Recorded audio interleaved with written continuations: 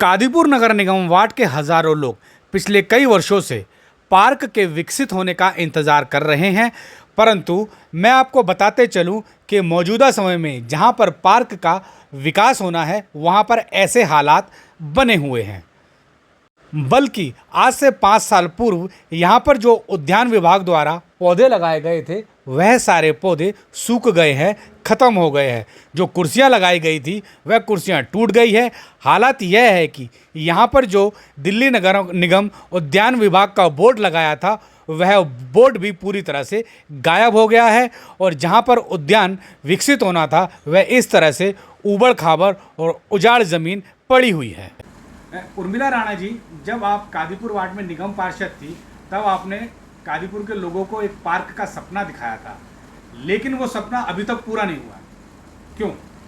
देखिए, जब मैं पार्षद थी, जब ये वार्ड नंबर 6 होता था, अब ये वार्ड नंबर 7 है परिसीमन के बाद। उस टाइम मैंने भी एक सपना देखा था कि यहाँ पर एक सुंदर बच्चों के खेलने के लिए, जो पूरी बुराड़ी विधानसभा में कोई पार्क ही नहीं था, तो यहाँ पर एक पार्क बनना चाहिए। लेकिन कहीं ना कहीं अधिकारियों की लापरवाही से आज तक उस पार्क का निर्माण नहीं हो पाया। जो मेरा सपना था वो अभी तक शायद मुझे भी लग रहा है कि वो पूरा नहीं हो पाया, लेकिन इसको मैं अधिकारियों की लापरवाही ही बताऊंगी। मिली जानकारी के मुताबिक उद्यान विभाग को जो जमीन अलाट हुई है, यह जमीन कादीपुर गांव के नारायण सिंह की हुआ करती थी। नारायण सिंह के परिवार ने उपरोक्त खसरा नंबर 71, 72, 73 की करीब 2.5 एकड़ की इस जमीन पर अपना पारिवारिक दावा छोड़ दिया और इसीलिए 1965 में उपरोक्त जमीन ग्राम सभा को सुपुर्द कर दी। 2017 में जब उर्मिला राणा कादीपुर वार्ड की निगम पार्षद बनी तो उन्होंने उपरोक्त ग्राम सभा की जमीन को दिल्ली नगर निगम के उद्यान विभाग को अलाट करवाया। इतना ही नहीं, 10 अक्टूबर 2018 को जब दिल्ली नगर निगम की नामकरण समिति की बैठक हुई तो उस बैठक में उर्मिला राणा ने उपरोक्त पार्क का नाम भी अपने ससुर नारायण सिंह के नाम पर करवाया, जिसे एमसीडी ने ध्वनि मत से पास भी किया। इसके बाद उर्मिला राणा ने 28 जून 2019 को पार्क की 4 दीवारी के लिए करीब 55 लाख रुपए का बजट भी मंजूर करवाया। उर्मिला राणा जी, मुझे यह जानकारी मिली है कि पार्क की यह जमीन कभी आपके परिवार की हुआ करती थी। हाँ, ये हमारे परिवार की ज़मीन थी। चौधरी स्वर्गीय नारायण सिंह राणा जी की ये ज़मीन थी, जिस पर गांव समाज के कहने पर हमने अपना मालिकाना हक छोड़ दिया था। और इसको मैंने अपने कार्यकाल में, जब मैं निगम पार्षद थी, तो इस पर मैंने एक पार्क का सपना देखा था, जो कि मैंने काफ़ी हद तक पूरा भी किया, लेकिन कहीं ना कहीं अभी अधिकारियों की लापरवाही के कारण ये अधर में लटका हुआ है। आपने अपने कार्यकाल में पार्क बनाने के लिए क्या क्या कार्रवाई की थी, उसके बारे में बताएं। देखिए, जब ये पार्क बनवाने के लिए मैंने काफ़ी कार्रवाई की थी। इसको हमारे एलजी साहब ने पार्क के लिए अलॉट किया था, जो हमारी एसडीएम ईरा सिंगल जी होती थी उस टाइम पे।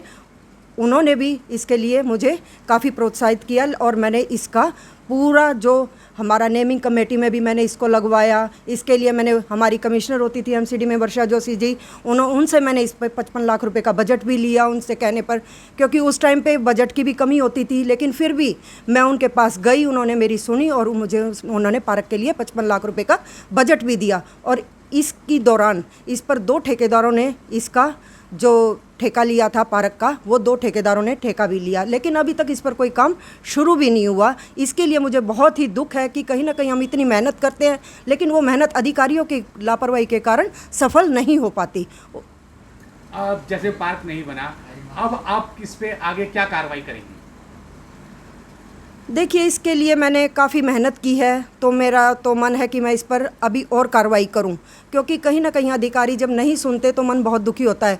इस पर मैंने 55 लाख रुपए का बजट तो उनसे लिया ही लिया, लेकिन स्वागत द्वार का अलग से लिया, हाई मास्क लाइटों का अलग से लिया। तो इस सभी दस्तावेज़ों को मैं लेकर फिर से एक बार अपने सांसद जी के पास जाऊंगी, अपने एमएलए, जो हमारे भाजपा के एमएलए हैं, उनके पास जाऊंगी और उनसे कहूंगी कि दोबारा इस पर कार्रवाई करें और ये एक सुंदर पार्क का निर्माण करके, जिसका हमने नेमिंग कमेटी में भी नाम लगवा रखा था, जो भी वहाँ पर पास भी हो गया था, चौधरी स्वर्गीय नारायण सिंह राणा पार्क, ये नेमिंग कमेटी में पास भी हो चुका है। तो इन सब कागज़ों को लेकर, सवेरे दस्तावेज़ों को लेकर मैं अपने एमपी एमएलए के पास जाऊँ जाऊंगी और दोबारा मैं सोचूंगी कि इसका जो हमने अब मेरी पूरी बुराड़ी विधानसभा ने जो सपना देखा है वो मैं साकार करूं। उर्मिला जी, आप पार्क बनवाना चाहती हैं और सबसे बड़ी प्लस पॉइंट ये है कि दिल्ली में भी आपकी सरकार है और एमसीडी में भी आपकी सरकार है, मेयर से लेकर स्टैंडिंग कमेटी चेयरमैन सब आपके पास बैठे हैं, तो आपको उस पर क्या कदम उठाएंगे?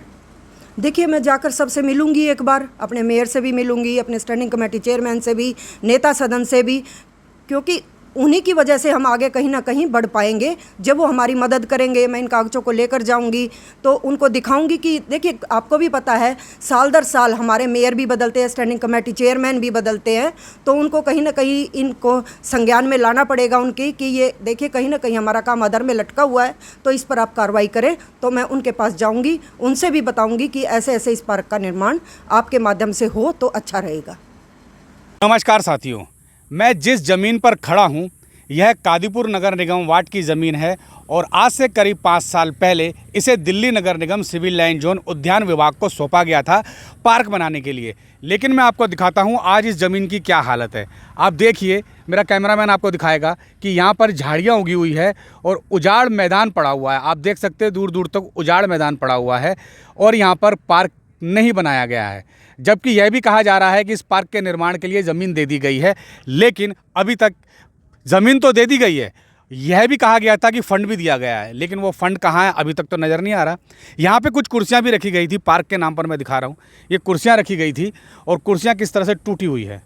अब तो कुर्सियाँ भी नहीं बची है, बल्कि यहाँ पर दिल्ली नगर निगम ने उद्यान विभाग का बोर्ड भी लगाया था। यहाँ पर उद्यान विभाग का बोर्ड भी लगा हुआ था, लेकिन अब वह बोर्ड भी यहाँ पर नहीं है। आखिर दिल्ली नगर निगम इसे कब उद्यान विभाग बनाएगी? अभी मैं आपको दिखा रहा हूँ कि एक हिस्से पर कूड़ेदान बना दिया गया है।